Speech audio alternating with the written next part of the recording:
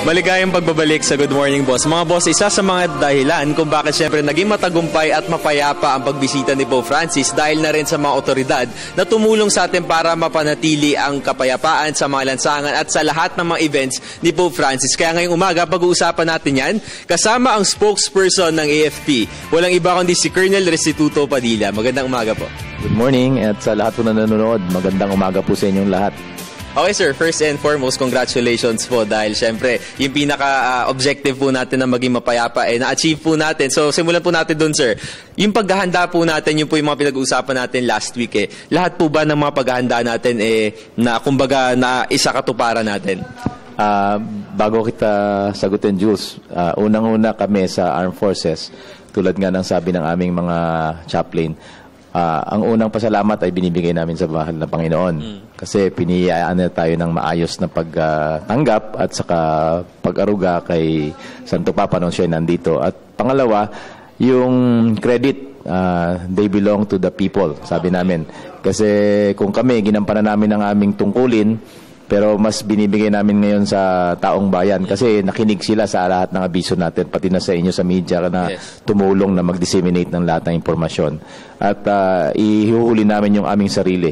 Yung bawat sundalo, bawat sailor, marines, bawat pulis na siyang nakita natin na very visible, bawat Coast Guard man at Navy na nakita nyo. Hindi nyo nakikita sila nandyan lang sila sa palipaligid, pero yung ginagampanan nilang tungkulin. Yun yung aming nilatag na plano. Okay. Na lahat ng areas ay makover natin para kung mayroong untoward incident ay magawa natin yung ating contingency measures. At ang pinakamaganda siguro na gusto naming banggitin is wala naman talagang naging direct threat sa Pope nung panahon na yon at kami natutuwa. Hindi katulad ng mga nakaraang pagbisita ng ibang mahal na Santo Papa natin, lalo na si St. John Paul, nagkaroon palang terrorist link. Yes. So, for itong 1995. Yes, yung huling bisita na kaya bawal mag-bag, sir, di ba? Ng mahal na Santo Papa. Pero yung inuuwi namin ngayon na dinadala natin ngayon sa lahat ng mga eksperyensyang ito at tinatawag naming lessons learned. Nabubuo patuloy ang aming pag-refine sa ating mga procedures. Kaya nung nakaraang mga pagbisita ng Santo Papa, hindi inanunsyo ng ating pamahalaan na magdala lang ng wag magdadala ng payo, magdadala ng transparent na bag. Ngayon, tuloy-tuloy na natin gagawin 'yan sa lahat ng mga ating big events, okay. Una dahil sa transparency para madali natin makita kung may mga bawal na dinadala yung mga taong gustong pumasok. Tapos isa para safe lahat. Yes. So, okay. Colonel, para siguro mas ma-appreciate ng lahat ng mga viewers natin. Dahil nabanggit nyo kanina, habang tuloy-tuloy yung mga motorcade, yung AFP, yung mga kasamahan natin sa AFP, talaga nakapalibot. So ano po yung mga naging roles nila from the seas, from the air, lahat po? Okay. So, unang-una, nagpapasalamat din kami na natutuloy yung modernisasyon natin. Kasi yung mga kagamitan na nakuha natin ng mga nakaraang mga buwan, ng araw, gamit lahat yan.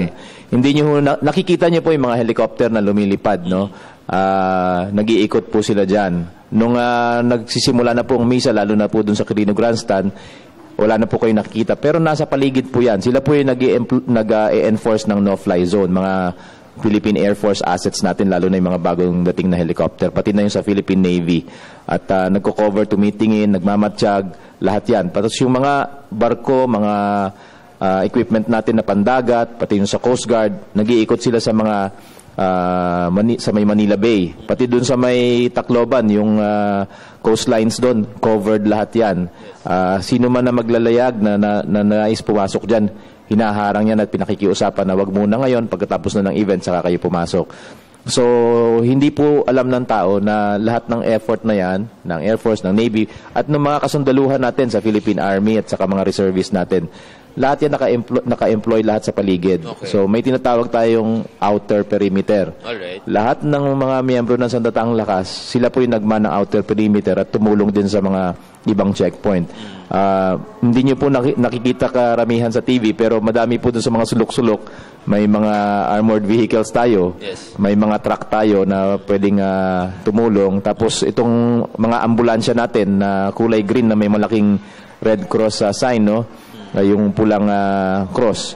lahat po yan ginamit at tulong-tulong sa DOH na mag-enforce, mag-assist sa ating mga mamamayan kung may nasusugatan o may nagagalusan dahil sa siksikan. Alright. Colonel, all in all, ilan po yung na-deploy natin na mga kasama natin from the Navy or isama na rin natin MMDA? Kasi sa hinaba-haba ng ruta ni Pope Francis from the airport going to Nansachur, from Nansachur to Luneta in Tacloban, lahat po human barricades. So gaano po karami yun?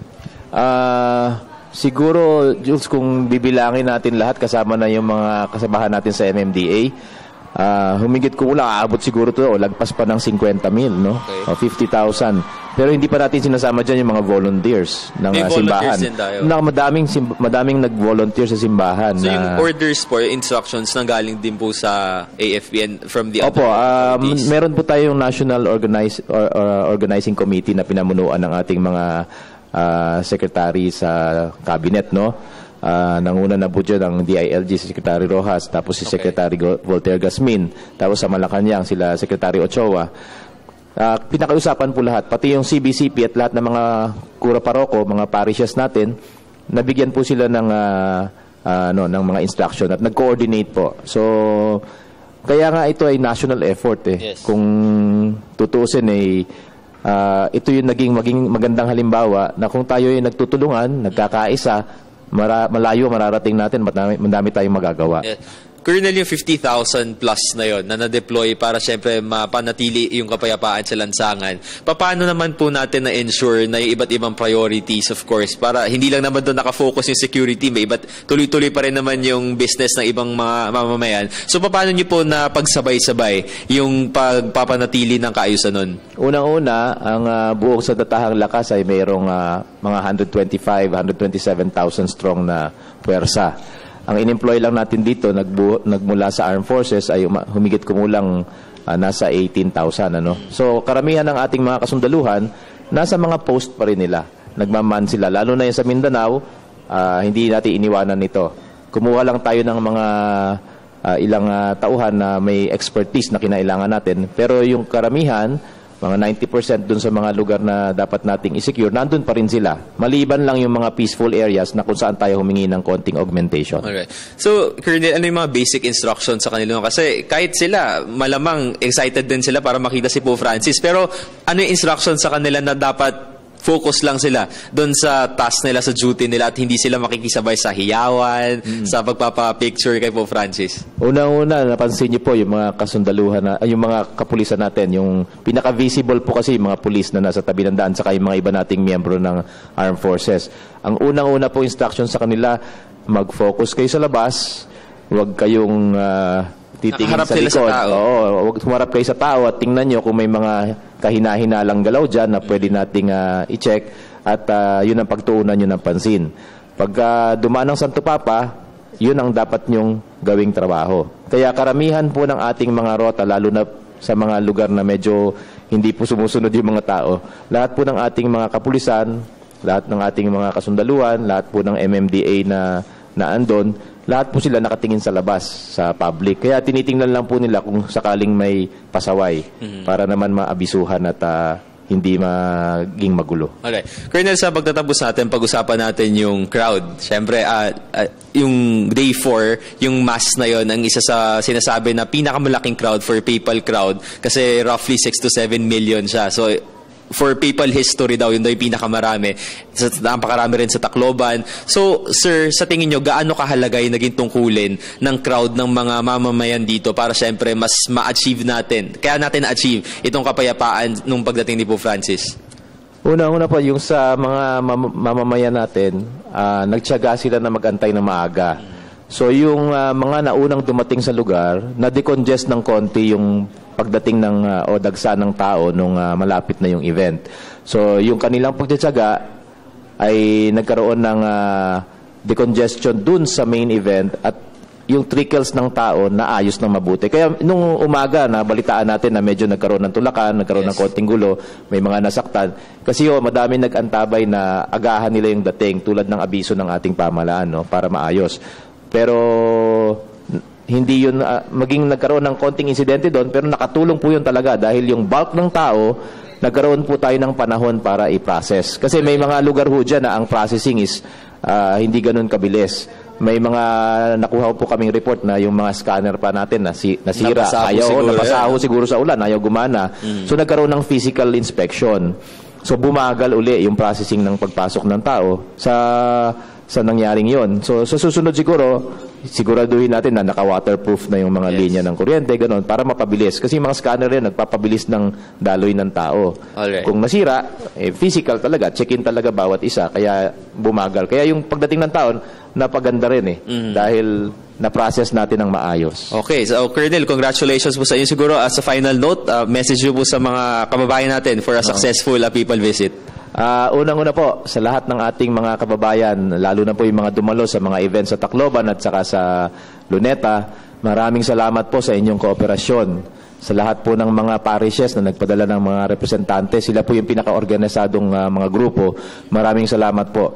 At nais din namin pasalamatan sa lahat ng mga sundalo na nakilahok. Ang dami po nating volunteers dyan. Lahat ng mga pulis, lahat ng mga miyembro ng MMDA, lahat ng marino, sailors, airman, lahat ng ating mga miyembro ng Sandatahang Lakas, pati mga pari namin na nagdadasal. Sa inyong lahat po, hanggang sa pinakamababang naglilinis pagkatapos na pag-alis ng ating mga kababayan na tiga MMDA clean sweepers. Yes. No? Maraming salamat po sa inyong lahat at taos-puso kaming nagpapasalamat sa kooperasyon nyo, sa dedikasyon nyo at sa pagtulong nyo sa mga events na to. Alright. Maraming salamat po dahil talagang naging malaki ang tungkulin ng inyong grupo kaya napanatili natin yung kapayapaan ng pagdating ng Santo Papa. Muli nakasama natin mga boss ang spokesperson ng AFP. Walang iba kundi si Colonel Restituto Padilla. Thank you.